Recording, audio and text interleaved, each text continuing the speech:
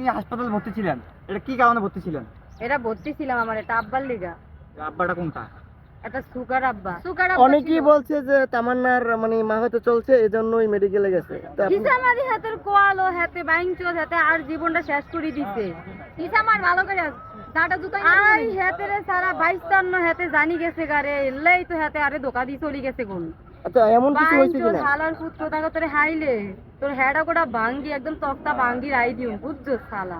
আরে আমার বান্ধবী অনেক বড় ছেকা খাইছে। যখন বাইরে যাওয়া হয় বান্ধবী থেকে তখন প্রশংসা করলি নাকি আমার এই দুর্বলতা সবাই ধরে? না দুর্বলতা না আমার বান্ধবী ছেকা লয়ালিটি বুঝাইছি তুই লয়াল বুঝছ না কেন? ব্রেকআপ তো হয়ে গিয়েছে এখন আর বলে কি লাভ? বলে লাভ নাই বেড়া বেড়া চর্বিলে আর গেছে গা ভালো হইছে যখন বাইরে যাওয়া হয় তখন তাকে গেছে দেখা গা ভাগতো বুঝছেন। জীবনটা আমার কোনোদিন রিক্সা নিয়ে বেড়ায় নিয়ে ঘুরতে পারতাম না কারণ বেড়ায় একটা রিক্সা হাঁটতো না এরকম মোড়া।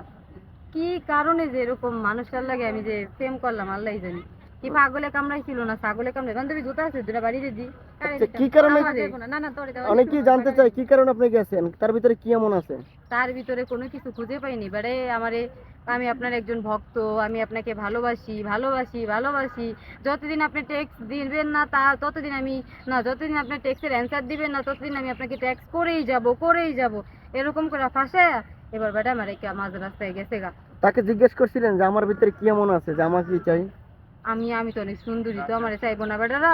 আচ্ছা, আপনি অনেক সুন্দরী। তাইলে সাকিব খান সুদ্ধা পাগল খালি কইতে পারে না এই আপনাকে পাবলিকের কারণে যদি হঠাৎ করে সাকিব খানে কয় যে তামান্না তোমাকে আমি ভালোবাসি তুমি আসো তাহলে তো আপনারা পাবলিক করবেন মাগো সব রাইকে কেমনে এরকম একটা মেয়ে গাইসটা তামান্না রে ডাকে এর লেগে না ডাকতে পারে না রে।